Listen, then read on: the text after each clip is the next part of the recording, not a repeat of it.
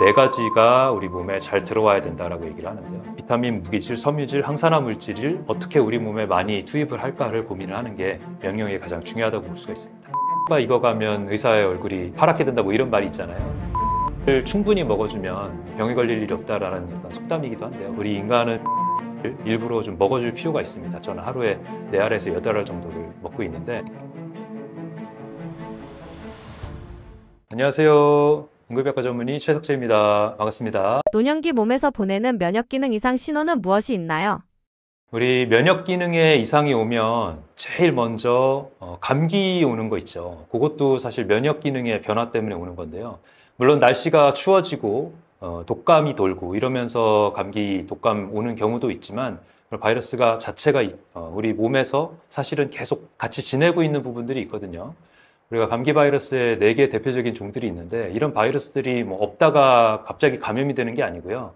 이 감기 바이러스들은 항상 우리 기관지에 같이 있는, 상재하는 그런 바이러스들입니다. 근데 이런 바이러스에 대한 저항력이 떨어지는 상황, 예를 들면 급격하게 추워진 날씨 환경이라든지 아니면 내 몸에서 면역력이 떨어질 만한 어떤 급성 스트레스 상황이라든지 이런 게 있을 때 같은 상재에 있던 균들이나 바이러스들에 우리가 감염이 되는 거고요. 그러면서 증상이 나타나고 이제 열이 나면서 고생을 하는 거죠. 물론 이제 독감 같은 경우는 조금 다른데요. 인플루엔자 바이러스 같은 경우는 이제 유행하는 철이 있고 그 유행할 때 사람들끼리 서로 감염이 되면서 퍼지는 부분이 있습니다. 그렇다고 하더라도 이 가을, 지금부터 이제 인플루엔자 A가 시작이 되고 이제 겨울, 봄 지나면서 인플루엔자 B가 시작이 되고 이렇게 하는데 그렇다고 하더라도 어떤 사람은 더 심하게 증상이 오기도 하고 고열이 나기도 하고 어떤 사람은 또 전혀 안 걸리고 그냥 지나가기도 하고 이러거든요. 그런 것 또한 이제 면역력과 관련이 되어 있죠. 그다음에 이제 호흡기 말고 이제 장 면역에도 면역력의 변화가 느껴집니다. 장 면역이 떨어지게 되면 이제 구토나 설사 같은 거 다른 사람들 먹어도 별 이상이 없었던 음식에 대해서 나는 구토를, 설사를 겪는다든지 이런 변화가 있습니다. 특히 이 가을철에는 게장이나 굴 먹고 노로바이러스 감염으로 오시는 분들이 꽤 있거든요. 근데 이 노로바이러스도 물론 이제 이 해산물을 많이 먹은 경우에는 누구나 걸릴 수 있지만 그렇지 않고 조금 먹은 사람은 또 걸리기도 하고 안 걸리기도 하고 그렇습니다. 이런 것 또한 내 몸의 면역력이 어느 정도 좋으냐 나쁘냐에 따라서 결정이 되는데요. 장 면역 상태가 좋은 사람은 이 노로바이러스가 어느 정도 좀 들어와도 별 증상 없이 잘 이겨내기도 하고 그냥 설사 한두 번 하고 끝나기도 하고 이런 차이들이 나타나게 됩니다. 또 그 외에 이제 피부 알레르기 반응도 면역력과 관련이 있거든요.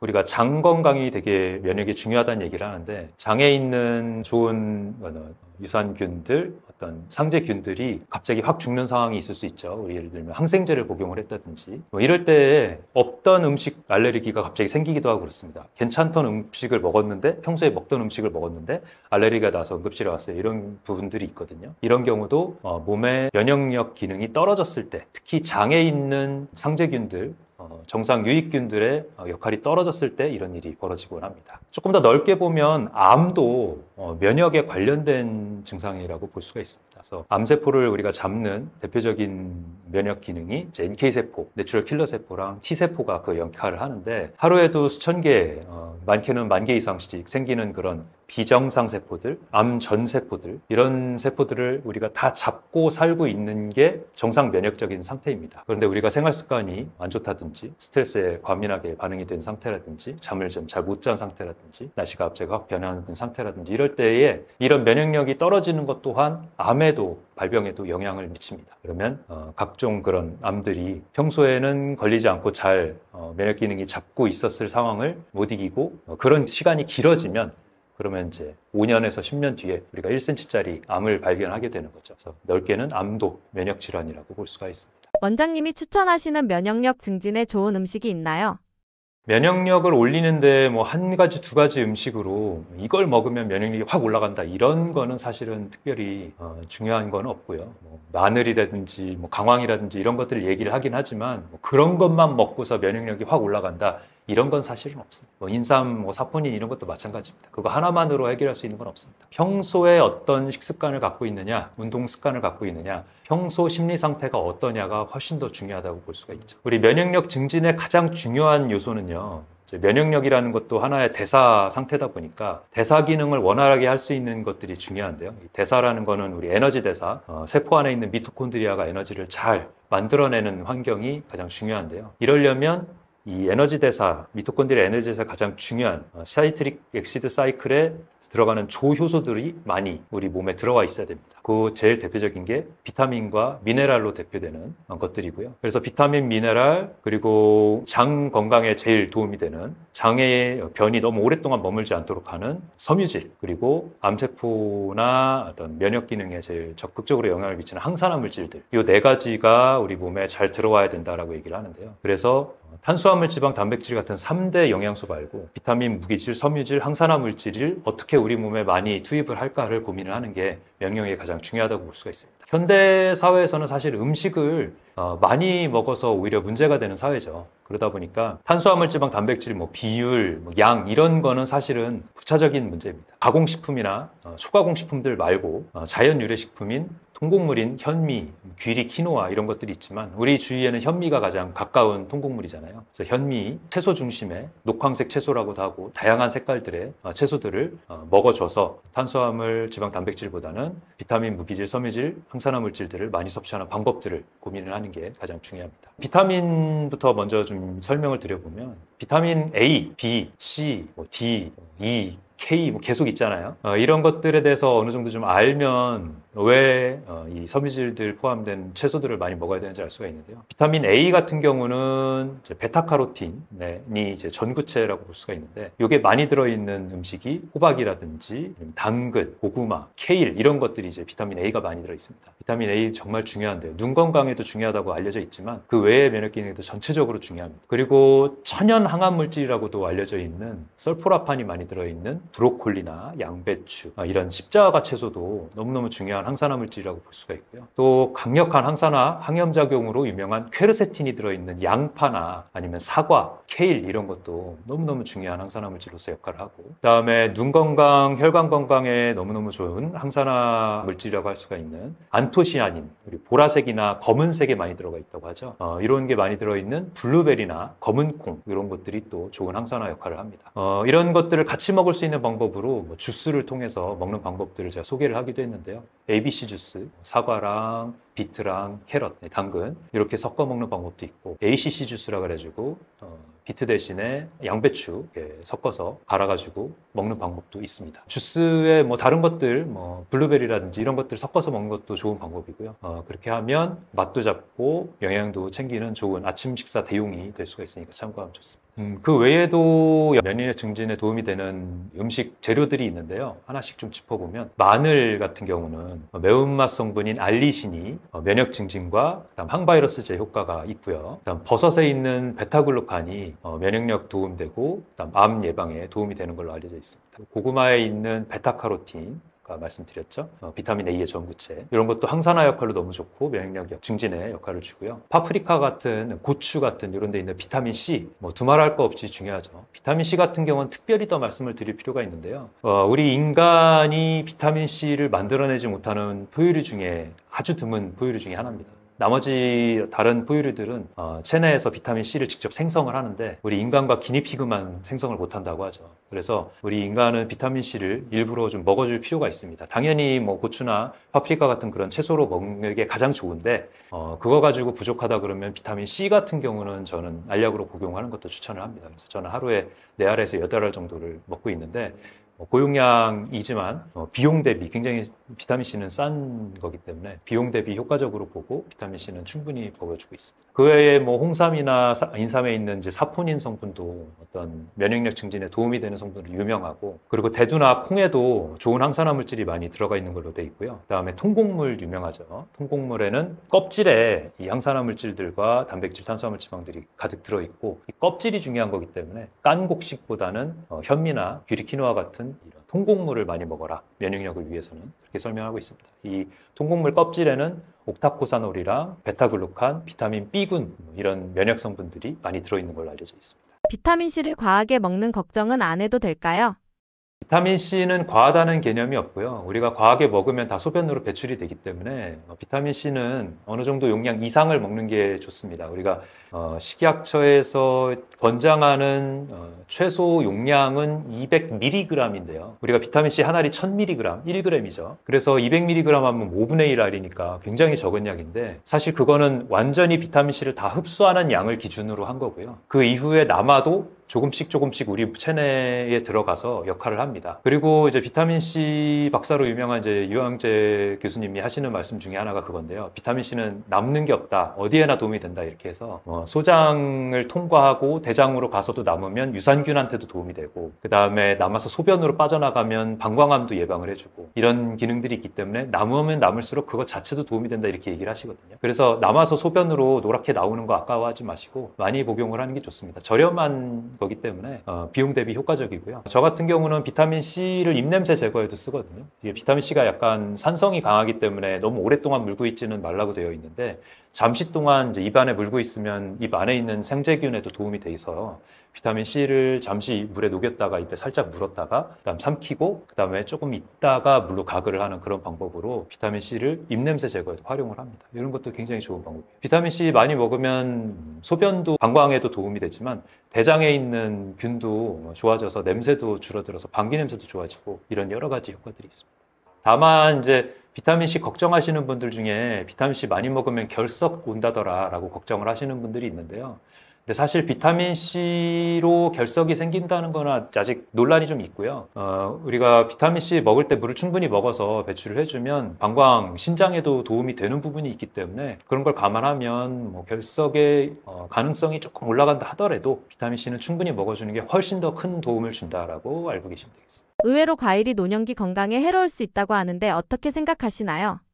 노년기에 과일이 해롭다라는 말은 노년에 있으신 분들이 아무래도 당뇨를 많이 가지고 계시다 보니까 그런 면에서 당이 많은 과일을 조심하라는 의미로 해석을 해야 될 것 같습니다. 과일은 사실은 항산화 물질과 비타민이 많이 있는 그런 몇 안 되는 좋은 식재료이기 때문에 과일을 다 거부할 필요는 없고요. 우리 땅에서 나는 우리 채소, 우리 과일이면 충분히 섭취를 해주는 게 좋습니다. 그런데 물론 열대 과일 중에서는 너무 당이 높아가지고 그래서 조심해야 되는 것들이 있는데요. 예를 들면 뭐 파인애플이라든지 뭐 바나나라든지 이런 것들은 당분이 좀 많이 높긴 하죠. 그래서 그런 것들은 좀 제한해서 한 주먹 이하로만 먹는 게 좋고요. 하지만 껍질째 먹는 과일들, 제철로 우리나라에서 나오는 과일들은 대체로 좀 많이 먹어도 큰 무리가 없습니다. 그래서 사과라든지 껍질로 먹을 수 있죠. 배라든지 껍질째 먹을 수 있죠. 키위, 제가 껍질째 먹는다니까 키위를 어떻게 껍질째 먹냐 그러시는데 키위도 충분히 껍질째 먹을 수가 있습니다. 잘 씻어서 껍질째 먹으면 되고요. 저 같은 경우는 뭐 메론도 껍질째 먹고 사과는 말 그대로 겉껍질만 살짝 벗겨내고 나머지 하얀 과육까지 다 먹거든요. 이런 것들 습관 들이면은 과일 안에 있는 항산화 물질들을 먹을 수 있는 기회들을 충분히 늘릴 수 있기 때문에 이렇게 하면은 좋고요. 그 외에 과일을 먹는다 그러면 이렇게 착각하시는 분들이 있어요. 설탕에 절인 과일, 말린 과일 이런 거를 이제 과일로 생각하시는 분들이 있는데 이거는 아니죠. 설탕에 절인 게 과일로서 효과가 있으면 얼마나 있겠습니까? 설탕에 의한 악영향이 훨씬 더 크겠죠. 그래서 통조림에 있는 과일은 사실은 과일로서 역할을 못한다. 그거는 우리 예전에 병원에 문병 갈 때 꼭 파인애플 캔에 들어있는 거 아니면 이제 칵테일 과일 이런 거 이제 과일이라고 생각하고 몸에 좋다고 생각하고 들고 왔는데 지금 생각해보면은 병 주는 거죠. 환자가 그걸 먹으면 얼마나 당이 올라가면서 혈관 상태가 더 안 좋아지겠습니까? 그래서 이런 캔에 있는 과일은 대부분 과일로서 역할을 못한다. 껍질째 먹을 수 있고 깨끗하게 씻어서 직접 자기 입으로 씹어 먹는 것이 가장 좋고 그렇지 않다면 껍질째 갈아서 과육채로 먹는 것이 가장 좋다. 즙만 내가지고 과일 즙만 먹는 것은 또 좋지 못하다. 우리가 과일 주스 하면은 즙만 내서 이 섬유질 버리고 즙만 먹잖아요. 이거는 당분만 모아서 먹는 거거든요. 이것도 좋을 수가 없습니다. 그래서 그런 거 감안해서 껍질째 먹는 방법 잘 고민하시면 좋겠고요. 그다음에 바나나랑 포도, 그다음에 수박도 그렇고 자몽도 그렇고 이런 거는 노인에서 좀 주의하라는 얘기가 있어요. 왜 그러냐면 바나나랑 포도, 수박 같은 경우는 당이 너무 높아서 그런 거고 그런데 이제 자몽 같은 경우는 좀 다른데요. 자몽은 이제 GI 인덱스 낮은 과일에 속하거든요. 사과 포함해가지고 40 이하인 과일로 들어가니까 그래서 사과, 키위, 자몽 이런 거는 당 부분에서는 좋은 과일인데 문제는 자몽이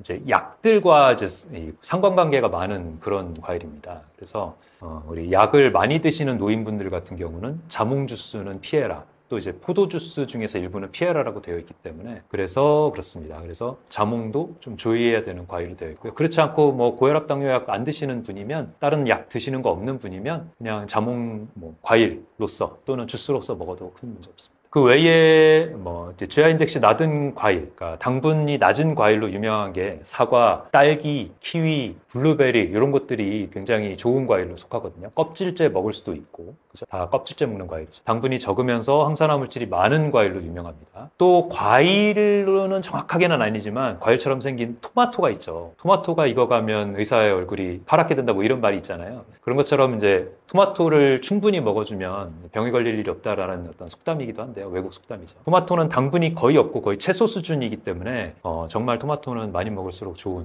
그런 채소라고 볼 수가 있고요. 그 다음에 하루 양을 하루 자기 주먹 이하로 먹으면 사실 어떤 과일을 먹어도 크게 문제는 없습니다. 그래서 양을 조절하면 큰 문제 없다. 그 다음에 비타민, 무기질 그리고 섬유질을 채우는데 과일만한 게 또 없기 때문에 과일을 잘 활용하면 좋다. 그래서 너무 겁내실 필요 없고 이런 주의할 점만 주의해서 많이 드시면 좋겠다라고 말씀드립니다. 단순 노화인 줄 알았는데 병일 수도 있는 증상들이 있나요? 단순 노화인 줄 알고 골든타임을 놓치고 오시는 노인분들이 꽤 많습니다. 기력이 없고 피곤해서 잘 못 움직이겠거니 하고 그냥 주무시는 줄 알고 이러고서 있었는데 사실은 뇌혈관 질환에 골든타임이 지나고 있었던 거죠. 예를 들면 뇌경색이 왔는데 모르고 그냥 하루를 지내버린다든지 이런 경우가 있을 수 있거든요. 뇌혈관이 막히게 되면 그 혈관을 뚫어주면 팔다리 마비, 한쪽 마비를 완전히 해결할 수 있는 기회가 4시간 반 정도에서 있을 수가 있는데 그렇지 못하고 그냥 자고 나서 다음날 온다든지 이러면 그 기회가 아예 없어지는 거거든요. 그런 일이 좀 있을 수가 있어서 노인분들 중에서 또 이제 자기 표현 못 하시는 상태 있죠. 치매가 있으시다든지 아니면 주무시다가 발생한 뇌경색이나 뭐 이런 심근경색이라든지 특히 노인분들 중에 당뇨 오래되신 분들은 또 통증을 잘 못 느끼시는 분들도 있습니다. 왜냐하면 이 신경들이 다 파괴가 되어 있는 분들이 있기 때문에 이런 분들은 혈관 질환이 왔는데도 이 골든타임이 있는 질환이 왔는데도 전혀 못 느끼시고 그냥 지나가는 거예요. 이렇게 해서 놓치게 되는 일이 있고 응급실에서도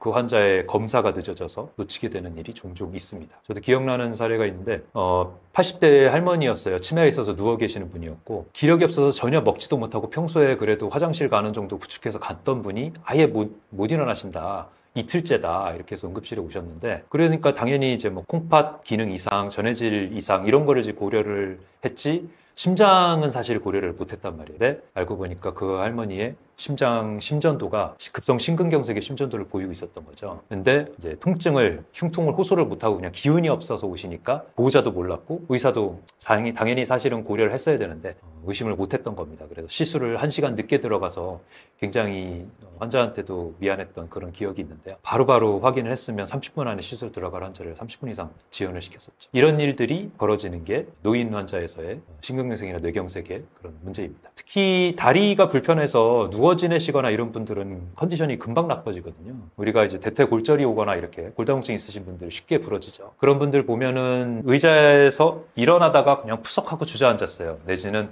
침대에서 내려오다가 주저앉았어요. 넘어진 것도 아니고 그냥 주저앉았어요 했는데 다리가 계속 아프다고 하셔서 왔어요. 이렇게 했을 때 대퇴골절이 있는 경우가 있거든요. 근데 대퇴골절이 발생을 하면 그분은 수술을 빨리 최대한 해드리려고 하는 이유가 누워 계시면은 그 사이에 뇌경색, 심근경색, 폐렴, 욕창 이런 걸로 일주일 이내에 사망할 가능성이 확 올라가게 됩니다. 다른 팔 부러진 거랑은 상황이 다른 거예요. 다리는 걷지를 못하게 되기 때문에 그러면서 전신 컨디션 나빠져서 병이 만들어지는 경우도 있습니다. 그래서 침대에서 누워 지내는 시간을 최대한 줄이고 만약에 관절염 같은 게 있다고 하더라도 수술을 해서라도 빨리 부지런히 걷는 거를 만드는 게 전신 컨디션을 예방하고 혈관 질환을 예방하는 데 굉장히 중요하다고 설명을 드리고요. 그렇게 해야 근육 소실도 예방이 되고 비만도 예방이 되고 이렇게 되기 때문에 골다공증도 예방이 되고 체중을 줘야 골다공증이 예방이 되거든요. 그래서 더 큰 뼈의 질환을 예방할 수가 있는 부분이 있다 이렇게 말씀을 드리고 있습니다. 또 이제 노인분들 중에서 탈수가 문제가 많이 될 수가 있는데요.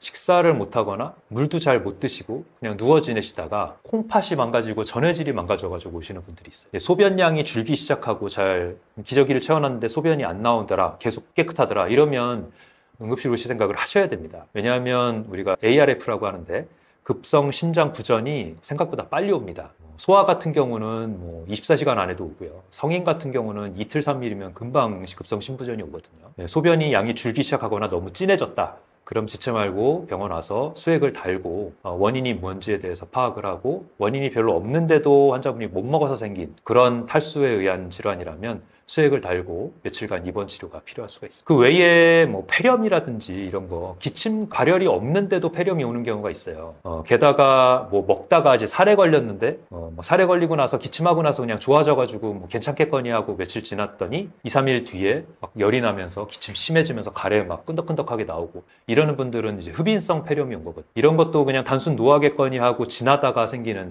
위험한 질환일 수가 있습니다. 특히 폐렴 중에서 흡인성 폐렴은 인공호흡기 달고 중환자실 가는 확률이 굉장히 높을 정도로 위험한 질환이기 때문에 그래서 이런 살에 걸렸을 때 잘 기침하고 넘어갔다 하더라도 잘 보셔야 됩니다. 그래서 이런 이상 증상이 있으면 그냥 하루 이틀 미루지 마시고 가까운 의원이라도 가서 가슴 엑스레이 찍어보고 청진이라도 들어보고 이런 노력을 해야 됩니다. 그게 늦어지면 응급실이라도 오셔야 되겠죠. 그런데 이런 평소에 조치를 못하고 워낙 요즘은 이제 자녀랑 부모님이 멀리 떨어져서 생활을 하시다 보니까 연휴에 이번에 이제 추석 때 있었잖아요. 추석 때 연휴에 보호자분들이 할머니, 할아버지 만나고 나서 왜 이렇게 컨디션이 안 좋아졌냐 이러면서 이제 효자 노릇하기 위해서 응급실로 모시고 오는 경우가 있어요. 물론 어쩔 수 없는 상황인 거 일부는 이해합니다만 검사도 거부하고 그냥 영양제 타령만 하시는 분도 있거든요. 근데 저희가 진찰을 해보고 정말 못 먹은 시간이 길거나 아니면 흉통이나 팔다리 마비나 이런 게 있으면 그거에 대한 검사를 적극적으로 해야 되는 경우도 있습니다. 응급실 오셔가지고 진짜 미어 터지는 정신없는 응급실에서 응급실에 와가지고 영양제만 주세요 이러지 마시고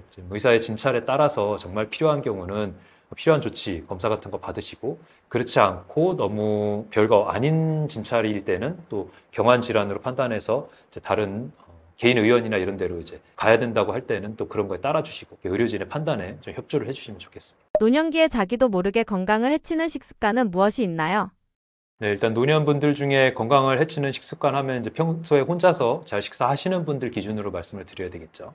저는 이분들께 뭐 젊은 분들한테는 당연히 이 얘기를 하게 됩니다. 초가공식품 피해라. 가공식품 최대한 피하고 현미식과 채소 중심으로 식사해라. 이런 얘기를 많이 하는데 노인분들한테서 특별히 건강 해치는 식습관 하나 짚으라고 하면 저는 물 말아서 대충 마시는 거를 좀 말씀을 드리고 싶어요. 노인분들이 잘 못 씹고 하니까 그냥 대충 안 씹고 마실 수 있게 그렇게 먹느라고 물에 말거나 국에 말아갖고 후루룩 그냥 먹고서 식사 마치고 이러시는 경우가 많이 있거든요. 특히 씹는 기능 많이 떨어지거나 아니면 틀니 하는 중이거나 틀니 불편하거나 뭐 이런 분들은 그냥 대충 마셔서 식사 해결할 수 있는 걸 선호를 하시게 될 텐데 이게 사실은 우리 장기적인 건강에는 큰 악영향을 줍니다. 우리가 이를 통해서 음식을 이렇게 씹는 기능이 사실 그냥 턱만 움직이는 게 아니고 턱 주위에 있는 근육도 움직이고요. 그다음 측두부 근육도 많이 쓰게 되고 그러면서 뇌혈류 자체에도 큰 도움이 되고 목 근육에도 도움이 많이 되고 그래서 이 근육 움직이는 거에서도 너무 도움이 되고 또 침샘을 자극하는 효과에도 도움이 되고 침샘에서 침이 나온다는 거는 소화 기능을 늘리기 때문에 이제 밑에 내려가서 위 기능과 췌장 기능, 담낭 기능을 좀 스페어 해주고 그 다음에 대장, 소장에서 흡수 기능도 좋아지게 한다는 효과가 있기 때문에 그래서 천천히 꼭꼭 씹어서 물이 들 때까지 우리가 씹고 침을 많이 나오게 해서 삼키는 걸 목적으로 해야 되는데요. 그렇지 않고 그냥 국이나 물에다 말아가지고 대충대충 삼키게 되면 침에서 나오는 아밀라제 효과도 없지만 섬유질도 부족한 음식을 먹게 되고 여기다 김치 정도 얹어가지고 그냥 먹는 거잖아요. 초록색 채소를 씹어서 먹는 게 아니니까 그러면서 변비가 악화된다든지 장 건강에 악영향을 주게 됩니다. 이는 다시 이제 우리가 뇌 건강에 이제 씹는 게 도움이 된다고 했죠.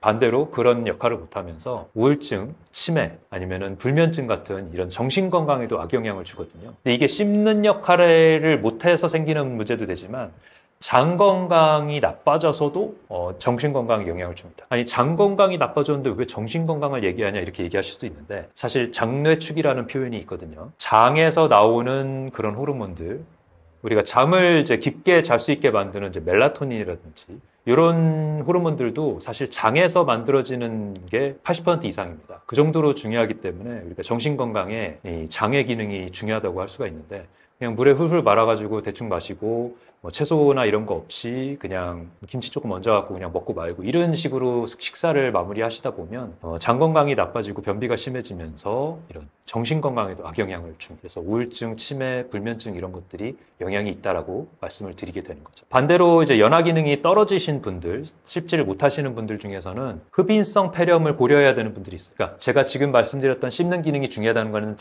혼자 스스로 식사를 하시고 잘 씹을 수 있는 분을 말씀드린 거고 그 기능을 넘어서서 그 기능이 아예 안 되시는 분은 씹을 수 없는데 식사를 억지로 씹게 하시다 보면 또 흡인성 폐렴이 올 수 있는 위험성이 커집니다. 우리가 이제 뇌경색이나 이런 걸 앓다 보면 이제 연화 기능이 떨어지시는 분들이 있거든요. 저 팔다리 마비만 있는 게 아니라 이제 얼굴 쪽에도 마비가 있다 보니까 삼키는 기능도 떨어지는 거죠. 그럼 이런 분들은 이제 삼키다가 기도로 들어갔는데도 본인이 몰라가지고 기침도 제대로 못하고, 아니 기침을 했다고 하더라도 음식이 남아있는지도 모르시고, 이렇게 되면 그 위산이나 이런 것들, 역류에서 생긴 위산이나 이런 것들이 기도로 들어가게 되면서 이 폐렴을 굉장히 심하게 악화시킵니다. 이거는 바이러스성 폐렴이랑 세균성 폐렴보다 더 악화된다는 흡인성 폐렴입니다. 그래서 이러면 폐렴으로 중환자실 가거나 인공호흡기 다는 일이 생길 수 있을 정도로 악화되기 때문에, 그래서 잘 못 씹는 분인 경우에는 또 유동식으로 식사를 할 수밖에 없는 그런 것들도 고려를 해야 됩니다. 참 어렵죠. 이번 화의 주제는 이제 노년의 일반적인 건강, 그리고 습관, 생활습관, 식습관에 대해서 말씀을 드렸는데요. 사실 이제 식습관 중심으로 말씀드렸지만 운동도 너무너무 강조하고 싶은 부분 중에 하나입니다. 노년이 됐다 그래서 계속 집에만 앉아 계시고 누워 계시고 이렇게 하다 보면 뼈 건강이 금방 나빠지거든요. 그래서 어떻게든지 조금이라도 걸을 수 있는 기회를 만드시고, 무릎이 너무 안 좋아서 못 걷겠다고 하시면은 이제 수술을 해서라도, 아니면 물리치료를 해서라도 조금씩 걷는 기회를 만드시는 게 중요하고요. 그래야 뼈 건강과 이제 이런 정신 건강에 도움이 되기 때문에 그렇습니다. 특히 걸으려면 이제 방 안에서 이렇게 걷는 것도 당연히 도움이 되지만, 밖에 나가서 햇볕을 쬐면서 비타민 D를 섭취를 피부를 통해서 하는 거죠. 햇볕을 통해서 자외선을 받으면서 이렇게 하는 것도 너무너무 추천을 드리고 싶고요. 그래서 하루에 작게는 몇 보라도 시작해서 많게는 3km 정도를 목표로 걷는 거를 하면, 그리고 햇볕을 받으면서 걸으면, 그러면서 좋은 공기 마시면서 걸으면 정신건강에도 도움이 되고 뼈 건강, 심폐기능 건강, 뇌 건강에도 너무 도움이 된다는 말씀을 마지막으로 드리고 싶습니다. 혈관 꽉 막는 최악의 음식에는 무엇이 있나요? 혈관을 막는 음식 하면 이제 고지혈증을 일으키는 음식이라고 볼 수가 있겠죠. 혈당을 급격하게 올렸다가, 그래서 혈당 급격하게 올리면 뭐가 문제냐면 혈액 자체가 우리가 물려처럼 되는 거라고 보시면 돼요. 끈적끈적하게 만들기 때문에. 그래서 혈관 끝에 이제 어떤 산소 공급이나 이런 것들을 저하를 시키게 되죠. 그러면서 혈관 안에 있는 당과 단백질들이 만나면 얘네들이 연결을 하면서 최종 당화산물이라고 표현을 하는, 우리가 소위 당독소라고 얘기하는 것들이 생성이 되게 됩니다. 이러면 혈관 내피에 미세한 염증들을 일으켜요. 이 미세한 염증 반응은 LDL 콜레스테롤들을 불러오게 되고요. 이 불러온 LDL 콜레스테롤이 엉겨 붙으면서 혈관을 좁게 만드는 데 큰 역할을 하게 됩니다. 그래서 고지혈증을 일으키는 음식이 혈관을 좁게 만드는 음식이라고 생각할 수가 있습니다. 당뇨를 일으키는 음식도 마찬가지입니다. 결국 단순당, 가공당이 혈관을 막는 원인이 되는 건데요. 물론 이제 지방 자체가 많이 들어있는 음식도 영향을 줍니다. 포화지방이 너무 많이 들어가 있으면 우리 몸에서 혈관의 염증 반응을 일으킨다고 되어 있긴 한데, 그것보다 현대인들한테는 초가공식품이 더 큰 문제를 일으키고 있습니다. 초가공식품이라는 거는 원재료의 어떤 형태가 아예 없어지고 다 그냥 갈아가지고 거기다가 이제 맛과 향을 증진시킬 수 있고 보존을 늘릴 수 있는 그런 물질들을 섞어서 착색료, 인공감미료, 방부제, 보존제 이런 것들을 넣어서 오래 보관하고 편하게 보관하고 유통이 편하게 되고 기업의 이익을 증진시킬 수 있는, 그렇게 상업화된 음식들이 초가공식품인 거거든요. 예전의 가공, 예를 들면 빻고 끓이고 삶고 말리고 데치고 이런 가공 수준, 1차 가공 수준을 넘어서 초가공 식품이라는 거는 그런 가공 수준을 훨씬 넘어서는 가공을 얘기를 하는 겁니다. 대표적인 게 이제 과자, 음료수, 배달 음식들에 들어가는 것들, 양념들 이런 것들이 되겠죠. 이런 간편식품들이 대부분 다 혈관을 망가뜨리는 그런 음식이라고 보시면 됩니다. 초가공식품이란 정확히 어떤 공정을 거치길래 몸에 안 좋은 건가요? 우리가 찌고 끓이고 삶고 발효시키고 이런 것들은 1차 가공이라고 표현을 하거든요. 이런 거는 우리가 초가공식품이라고 하지 않고요. 우리 초가공식품 개념에서 보면 노바 1, 2, 3, 4라는 게 있어요. 노바 1이라는 거는 전혀 가공하지 않은 원재료 그대로의 물질을 얘기하는 거고, 노바 2라는 거는 이제 말 그대로 1차 가공한 것들, 그래서 끓이고 삶고 찌고 빻고 이런 것들이 이제 1차 가공이 됩니다. 이런 것들이 이제 노바 2라고 하는, 노바 3 같은 경우는 예전부터 가공을 했던 치즈라든지 빵 같은지 이런 이제 형태가 변한 것들을 얘기하는 건데, 노바 4라고 하는 거는 완전히 현대에서 만들어진 것들, 거기다가 일반적으로 먹지 않던 그런 성분들이 섞여 있는 음식들, 비닐에 포장되어 있는 음식들, 이런 것들이 초가공식품이라고 할 수가 있겠죠. 현대에 만들어진 음식들. 있더라고요. 그래서 뭐 냉동 식품들이라든지 편의점에서 파는 수많은 음식들, 음식 같지 않은 음식들 이런 것들이 다 초과공식품이라고 보시면 됩니다. 그렇게 보면 우리가 혈관에 좋은 음식들만 사실 고를 것 같으면 마트에 가면요. 저희 같은 경우는 마트에 가면 이런 원재료들이 있는 것들을 사다 보니까 과일, 채소 범위 이외에 갈 일이 별로 없어요. 그 외에 가공식품들이 다 가득하잖아요. 그런데 갈 일이 없어요. 이렇게 하는 게 가장 좋고요. 뭐 그 외에 1차 가공품이라고 할 수 있는 뭐 냉동 과일 같은 거 이런 것들은 사실은 나쁜 부분이 별로 없죠. 1차 가공 냉동 과일 같은 경우는 이제 보존성만 높인 거지만 우리가 뭐 가공 어떤 인공 물질들이 들어간 건 아니니까요. 그런 것들은 이제 뒤에를 자세히 봐야 됩니다. 뒤에 봐서 100% 예를 들면 망고 100%, 블루베리 100% 이런 것들이 그런 게 되겠죠. 1차 가공품들. 이런 것들은 우리가 섭취를 해도 됩니다. 그런데 뒤에를 봤더니 이름을 알 수 없는 식용색소 몇 통, 아스파탐 뭐 이런 인공 감미료들 이런 거 있으면 이제 안 먹으면 되는 거죠. 이런 것들은 내 몸에 장기적으로 악영향을 줄 가능성이 큰 물질이라고 보시면 돼요. 그래서 내 건강 그리고 가족의 건강을 위해서 아예 식탁에 올릴 생각을 하지 말아라 이렇게 표현을 드리고 싶습니다. 가볍게 좀 더 얘기하면 빵 같은 경우도 건강빵인 줄 알고 잘못 먹는 경우가 있거든요. 빵을 말 그대로 호밀이라든지 밀이라고 하더라도 말 그대로 1차 가공해가지고 설탕이나 이런 것들 최소한만 넣고 버터 조금만 넣고 이렇게 해서 만들어진 빵이면 좋은 빵이고 효모가 들어간 빵이면 좋은 빵일 수 있는데 건강한 빵인 척 하면서 건강하지 않은 빵들이 또 있습니다.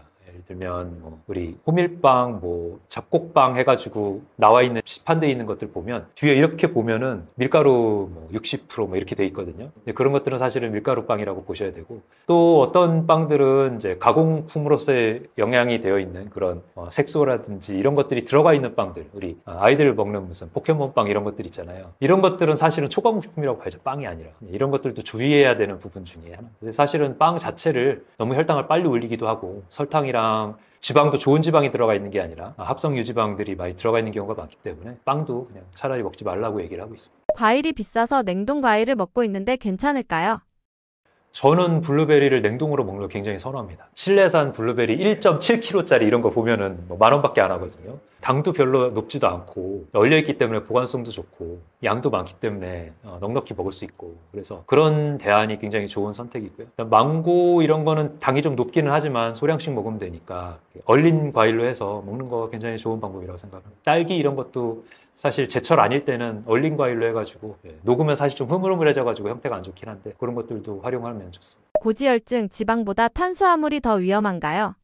네, 사실 고지혈증 이제 포화지방이 많이 들어갔을 때 문제가 된다고 되어 있어서 지방을 조심하라고 되어 있는 건 맞지만 현대인들을 기준으로 봤을 때는 지방보다 탄수화물이 더 큰 문제입니다. 그냥 탄수화물이 아니죠. 복합 탄수화물이면 항상 말씀드리지만 괜찮습니다. 현미 탄수화물 괜찮습니다. 귀리 퀴노아 탄수화물 괜찮습니다. 아니면은 보리 아니면 또 통밀 이런 거 괜찮습니다. 우리가 이제 유럽에서 먹는 바게트 이런 거 통밀로 만든 빵 이런 거 괜찮습니다. 또 비건 빵 이런 것들 괜찮습니다. 그런데 그런 거 말고 시판되어 있는 밀가루 완전 갈아서 만든 이런 빵들은 안 좋습니다. 지방도 좋은 지방을 고른다면 긍정적인 영향을 줄 수 있습니다. 그래서 포화지방은 최대한 피하고 불포화지방 중에서 오메가3가 많은 지방들을 섭취를 한다면 긍정적인 효과가 있을 수가 있죠.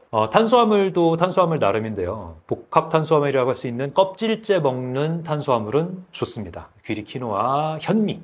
현미 자꾸 강조를 드린 이유가 있는데요. 그래서 현미밥 많이 드시라고 말씀을 드리고 있고요. 우리 주위에서 껍질째 먹을 수 있는 통곡물이 현미가 있기 때문에 너무너무 특혜를 받는 겁니다. 그래서 현미 잘 드시면 좋고 밀가루를 주식으로 하는 곳에서는 사실 통밀 먹기가 오히려 힘들잖아요. 현미가 있잖아요. 그래서 현미가 좋다고 하는 거고요. 잡곡을 항상 물어보시는데 잡곡도 좋은 거 아니냐. 물론 잡곡은 백미보다는 좋습니다. 그런데 잡곡은 아쉽게도 대부분이 깐 곡식이기 때문에 껍질을 먹는 효과는 없습니다. 그래서 껍질에서 얻을 수 있는 비타민, 무기질, 섬유질, 항산화 물질이 좀 부족하다는 거. 그래서 현미밥이 잡곡밥보다는 더 좋다. 먹을 수 있으면 잡곡을 섞어 먹는 건 괜찮지만 현미를 꼭 포함을 시켜라라고 말씀을 드리고 있습니다. 그리고 밀가루로 대표되는 가공 탄수화물 음식들은 다 기피 대상 먹지 말아야 된다라고 말씀드리고 있습니다. 통밀은 괜찮습니다. 근데 통밀 구하기 쉽지 않으실걸요.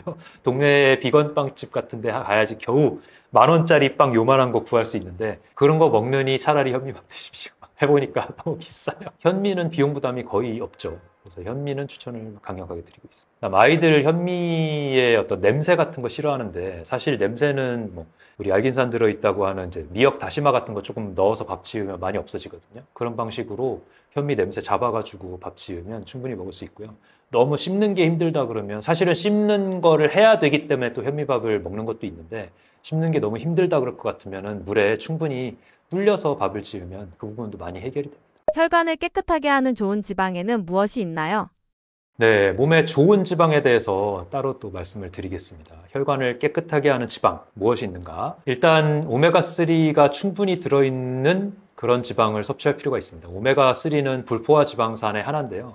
우리 불포화 지방 하면 오메가3, 오메가9, 오메가6 이렇게 이제 나누는데 오메가9는 중성적이라고 볼 수가 있고 오메가6가 우리 몸에서 너무 많아서 이제 염증 반응을 일으키기 때문에 문제가 됩니다. 그래서 오메가3 비율이 좀 높은 그런 지방을 일부러 찾아 먹어야 될 필요가 있는데요. 그런 면에서는 들깨와 아마씨가 오메가3 비율이 가장 높은 특별한 식물성 지방입니다. 그래서 들깨를 많이 추천을 드리는 거고요. 그 외에도 오메가3보다는 오메가9 쪽이 많지만 아보카도라든지 올리브 이런 것들도 불포화 지방산이 충분히 들어있고 오메가6가 조금 낮은 그런 지방으로 좋아서 저희 집은 이제 다른 지방들, 식용유들 배제하고 이제 아보카도유, 올리브유를 사용을 하고 있거든요. 이런 방식으로 쓰면 좋고 하지만 직접적으로 과일제로 먹는 게 훨씬 더 좋기 때문에 아보카도와 올리브는 일부러 과육제로 먹는 그런 것도 활용을 합니다. 요즘 그게 많이 알려졌는지 마트에 가면은 검은 올리브가 찾아볼 수가 없어요. 막 맨날 품절이에요. 이런 거 보면 건강 생각하시는 분들이 좀 많아지는 것 같아서 기분 좋긴 한데요. 올리브 많이 활용하시면 좋습니다. 청 올리브보다는 블랙 올리브가 맛과 향이 더 편해서 저희도 블랙 올리브 떨어지지 않게 먹고 있습니다. 그리고 견과류도 굉장히 좋은 불포화 지방산의 어떤 요소인데요. 그래서 저 같은 경우는 차에서 우리가 주전부리로 과자 같은 걸 많이 먹거나 껌 많이 먹거나 음료수를 많이 먹게 되잖아요. 근데 그런 거 대신에 할 수 있는 좋은 방법이 견과류를 활용하는 거죠. 호두나 아니면은 잣이나 아니면은 저 같은 경우 캐시넛이랑 브라질넛을 활용을 하는데요. 브라질넛 하루에 2개, 3개 먹으면 항암 성분도 얻을 수가 있기 때문에 그래서 브라질넛 하루에 2, 3개 활용을 하면 좋고 그 다음에 캐슈넛 같은 경우는 고소한 맛으로 먹을 수가 있어서 그래서 떨어지지 않게 먹는 것 중에 하나인데요. 과자를 먹는 것보다 훨씬 더 좋습니다. 이렇게 해서 하루에 한 줌 정도의 저는 한 줌보다 좀 많이 먹긴 하는데 이런 걸로도 활용을 하면 좋은 지방을 먹을 수가 있습니다. 그 다음에 이제 오메가3 하면 이제 어류 궁금해 하시는 분들이 많을 거예요. 당연히 오메가3를 충분히 섭취하는 방법 중에 식물성 기름이 가장 좋은 방법이긴 하지만 어류도 굉장히 효율적인 방법 중에 하나입니다.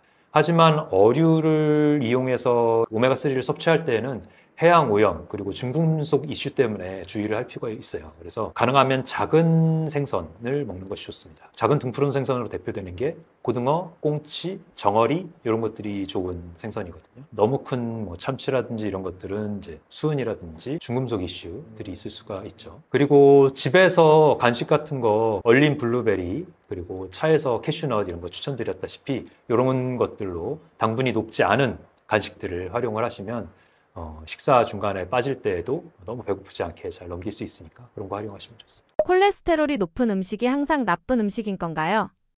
콜레스테롤이 높은 음식들이 있죠. 대표적으로 높은 음식들, 뭐 새우나 계란 이런 거 물어보시는 분들이 있는데요. 하나씩 설명드려 보겠습니다. 음식으로 섭취하는 콜레스테롤이 있고요. 하지만 앞에도 설명드린 것처럼 혈중의 콜레스테롤 상당 부분은 우리 몸에서 만들어내는 콜레스테롤입니다. 그래서 콜레스테롤은 사실 우리 몸에 필요한 부분도 있는데요. 세포막의 성분이 되기도 하고요. 호르몬의 원료가 되기도 합니다. 그래서 우리 몸에서 콜레스테롤은 필요한 만큼 만들어내고 있습니다. 하지만 바깥에서 음식으로 섭취하는 거는 대부분 과잉이 되는 경우가 많은데요.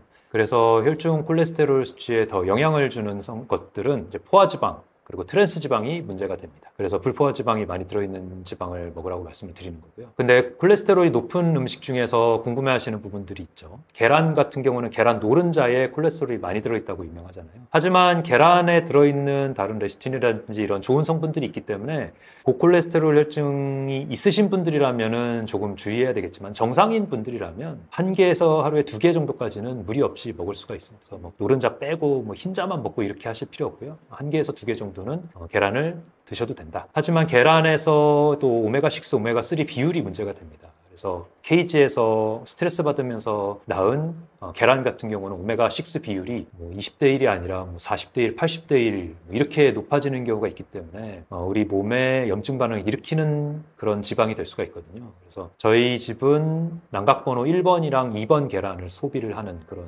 걸 삼고 있습니다. 난각번호 1번 계란 하면 좀 비싸죠. 제가 인터넷으로 알아보면 600원에서 800원 정도 하거든요, 하나에. 그래서 난각번호 2번 계란은 그거보다 저렴해서 300원에서 400원 정도 하는데, 이런 걸로다가 우리가 계란을 한 개, 두 개 먹는 거는 충분히 괜찮다. 최근에 집 근처에서 난각번호 1번 계란을 420원에 파는 데를 발견해가지고, 그래서 기분 좋게 두 판을 산 적이 있습니다. 난각번호 1번이란 뭐냐면, 완전히 방사된 환경에서, 케이지 환경이 아니라, 완전히 방사된 환경에서 풀 쪼아 먹으면서 이렇게 자란 닭들이 낳은 계란을 말해요. 이런 계란은 깨보면 알들이 터지지 않고 되게 탄력 있고 쌩쌩하다는 게 느껴집니다. 색깔도 이쁘고. 근데 난각번호 4번 계란을 이제 까보면 약간 밝은 노란빛 나면서 조금만 건드려도 쉽게 터지는 그런 차이가 있죠. 이런 것들이 이제 이 지방의 어떤 차이를 이제 보여주는 거라고 할 수가 있는데요. 건강한 계란을 먹는 게 우리 몸에도 좋다. 염증 반응을 깔아앉히는 약이 될 수 있다라는 말씀드리고요. 그다음에 새우나 게 같은 것도 콜레스테롤 높은 걸로 유명한데요. 물론 콜레스테롤이 높은 건 맞습니다만 포화지방이나 이런 게 낮고 또 타우린이나 이런 성분들이 또 콜레스테롤을 낮춰주는 역할을 같이 합니다. 그래서 타우린이나 그다음에 이제 게 껍질이나 새우 껍질에 들어있는 이런 키틴 재질들을 같이 먹게 되면 또 콜레스테롤을 낮춰주는 효과들이 있기 때문에 그래서 새우 가능하면은 껍질째 먹을 수 있으면 더 좋고요. 흰다리 새우 같은 경우는 껍질째 충분히 잘 씹어 먹으면 먹을 수 있거든요. 그렇게 해서 먹는 거를 좀 추천을 드리고, 근데 타이거 새우라든지 이런 큰 새우는 사실 껍질이 너무 강해가지고 껍질째 먹기는 어렵습니다. 그래서 그런 면에서는 흰다리 새우, 우리나라에서 양식을 하잖아요. 흰다리 새우를 잘 활용을 하시면 껍질째 먹는 효과를 또 얻을 수가 있다. 동물 중에서도 그런 효과를 얻을 수 있는 몇 안 되는 음식이죠. 이렇게 활용을 하실 수가 있습니다. 계란이나 새우, 게 같은 경우는 잘 드시는 방법과 양과 좋은 어떤 환경에서 자란 음식들을 활용을 하시면 좋은 부분이 있을 수 있다라고 말씀을 드릴 수가 있습니다. 그리고 콜레스테롤과 함께 피해야 될 것이 포화지방인데요. 포화지방이 많은 거는 붉은 육류, 그 다음에 가공 육류 이런 것들이 되겠죠. 붉은 육류는 우리 삼겹살이라든지 갈비라든지, 갈비는 또 양념이 또 우리 당을 높이는 데 문제가 되기도 하는데, 이런 붉은 육류들은 또 가공육 있잖아요. 우리 소세지라든지 햄이라든지 이런 것들은 포화지방 함량이 굉장히 높은 게 유명하죠. 그리고 해서 또 LDL 콜레스테롤 수치도 굉장히 높게 올리고 이런 역할이 있기 때문에 가능하면 피하는 게 좋고요. 또 발암성도 문제가 됩니다. 붉은 육류 같은 경우는 제2군 발암물질로 WHO에 지정이 되어 있고, 소세지나 햄 같은 가공 육류는 무려 1군 발암물질, 인간에게서 증명된 발암물질로 알려져 있습니다. 그래서 우리 식탁에서 피해야 되고요. 또 가공 육류 제품 중에서 버터나 치즈 같은 유제품들은 종류에 따라서는 이제 포화지방이 너무 많기 때문에 소량만 먹는 게 좋고요. 버터 고르실 때에는 100% 유지방으로 만든 거를 선택을 하셔야지, 가공 버터가 섞여 있는 가격이 싼 버터를 찾으시면 안 됩니다. 똑같이 생겼어요. 예를 들면 서울우유 같은 이런 버터 보면 포장이랑 생긴 건 똑같이 생겼는데 뒷면을 보면 이게 100% 우유로 만든 건지 아니면 섞여서 만든 건지를 볼 수가 있거든요. 치즈도 마찬가지입니다. 치즈도 우리 피자 치즈 같은 거 이렇게 싹싹싹 썰어 있잖아요. 근데 그것도 가공 치즈가 있고 섞여 있는 치즈가 있고 100% 우유로 만든 치즈가 있습니다. 근데 그거 보고 사셔야 돼요. 가공 치즈는 가능하면 피하는 게 좋습니다. 이런 것들 뒷면을 잘 보는 습관을 들이셔야지 가격만 보시면 안 된다. 이런 말씀을 드리고 싶고요. 그다음 튀긴 음식 절대 피하셔야 됩니다. 과자, 튀김, 이런 것들, 케이크들, 이런 것들은 트랜스지방이 많이 들어있고, 트랜스지방을 직접 넣지 않더라도 고온의 식용유를 튀기게 되면 트랜스지방이 만들어지기도 합니다. 그리고 또 포화지방도 많이 들어있고 이렇기 때문에 절대 금지해야 되는 지방 중에 하나입니다. 반대로 콜레스테롤을 낮추는 식품들이 있나요? 반대로 콜레스테롤을 낮추는 음식도 있습니다. 먼저 식이섬유, 우리가 섬유질 제가 부지런히 말씀을 드리잖아요. 이 섬유질이 중요한 이유가 장에서 변의 양을 늘리고 유산균의 먹이가 되기 때문에, 그래서 장에서 배출 시간을 짧게 만드는데요. 그런 의미에서 콜레스테롤을 낮추는 효과도 있습니다. 그래서 수용성 식이섬유가 많고 불포화 지방산이 많은 그런 음식들, 식물성 스테롤이라고 하는 식물성 지방이 많은 그런 것들이 좋은 음식들입니다. 혈중 콜레스테롤 흡수를 방해하는 방법으로도 도움을 주고 혈관 건강 자체를 개선하는 데에도 도움을 줍니다. 수용성 식이섬유가 풍부한 음식의 대표적인 예는 귀리나 보리, 이런 이제 통곡물이 되겠죠. 오트밀이라든지 통곡물 빵이라든지 현미, 여러 번 말씀드리지만 이런 것들이 수용성 식이섬유가 많기 때문에 장에 들어가서 콜레스테롤이 흡수되기 전에 장에서 잡고 있는 역할을 해줘서 몸에서 배출을 해줍니다. 그렇기 때문에 도움이 되고요. 그 다음에 콩도 도움이 많이 되는데요. 콩, 렌틸콩 같은 거 있죠. 뭐 렌즈콩, 렌틸콩, 병아리콩, 강낭콩 이런 것들도 이 콜레스테롤을 잡고서 역할을 해주기 때문에 도움이 되고, 또 과일 중에서도 사과나 배, 감, 딸기나 감귤 이런 것들도 다 수용성 식이섬유가 풍부해서 이 콜레스테롤 흡수를 막아주는 역할을 합니다. 당연히 채소는 말할 것 없죠. 섬유질도 많지만 가지라든지 양파, 해조류 같은 경우도 미역이나 김 이런 것들도 다시마들 이런 것들도 수용성 식이섬유로서 콜레스테롤 흡수를 방해하는 역할로서도 굉장히 큰 역할을 합니다. 또 다른 방법으로 불포화 지방산이 높은 식품들은 이 지방이 들어갔더라도 혈관에서 쌓이지 않게 하는 효과가 있는 거죠. 그래서 포화지방 섭취는 최대한 낮추고 불포화 지방으로 대체를 하면 좋은데요. 지방이 많은 생선 중에서 연어라든지, 연어는 근데 이제 큰 생선이기 때문에 고등어, 정어리, 꽁치, 멸치 이런 것들을 더 추천을 드리고요. 이런 것들은 이제 오메가3가 풍부한 생선으로 유명하죠. 그리고 견과류, 씨앗 종류 중에서도 아몬드, 호두, 아마씨 같은 경우는 이제 들깨와 같이 오메가3가 높은 걸로 유명하고, 치아씨드 이런 것들 도움이 되고요. 특히 호두에 들어있는 오메가3는 심혈관, 심장 보호 효과에도 있다는 걸로 알려져 있기 때문에 활용을 하시면 좋습니다. 호두가 생긴 게 뇌처럼 생겼다 그래서 뇌혈관에도 좋다고 하는데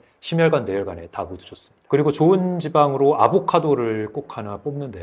단일 불포화 지방이라고 하는 게 충분히 들어있어서 LDL 콜레스테롤 수치 개선하는 데 도움이 많이 되고요. 또 올리브를 빼먹을 수가 없습니다. 올리브 자체 과육도 도움이 되지만 올리브 오일도 도움이 돼서요. 식용유 대신에 올리브유를 활용하면 좋은데, 대신에 올리브유는 무슨 튀기거나 이런 데 활용하면 안 됩니다. 이제 치킨 회사가 이제 올리브유로 튀겼다고 광고를 하는데 사실 그 어불성설이거든요. 왜냐하면 올리브유는 고온에 튀기면 빨리 타는 효과가 있기 때문에 발암물질을 많이 만드는 효과가 있어서 올리브유는 고온에 튀기면 안 됩니다. 저온에서 잠깐 이렇게 하는 경우는 괜찮아도 그 외에는 우리가 이제 지중해 식당 같은 거 보면 올리브유를 이렇게 살짝 뿌려서 먹는 그런 걸 활용을 하잖아요. 그런 정도로 그냥 올리브유 자체를 섭취하거나 아니면 살짝 높은 온도에 가공하지 않게 그렇게 하는 정도만 해야지 올리브유를 막 튀겨서 쓴다? 이거는 좋은 방법이 아닙니다. 그래서 식용유 대신에 쓰지만 막 튀기면 쓰지 말아라 말씀을 드리고 싶고요. 기름진 음식과 야식 중에 무엇이 더 고지혈증을 악화시키나요?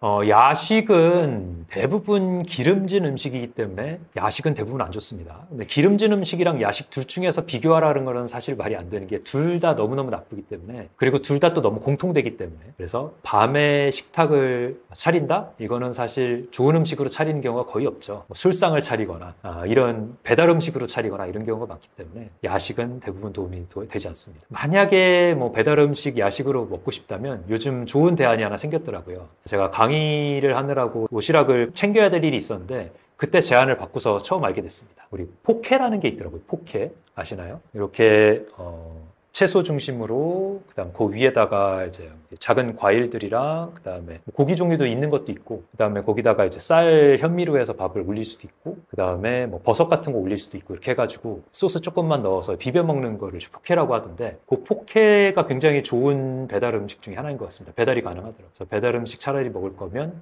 포케 한번 고려를 해보셔라 생각을 할 수가 있고요. 채식하시는 선생님 중에 나는 식사 밖에서 할 일 있으면 서브웨이만 먹어 하시는 분도 있었거든요.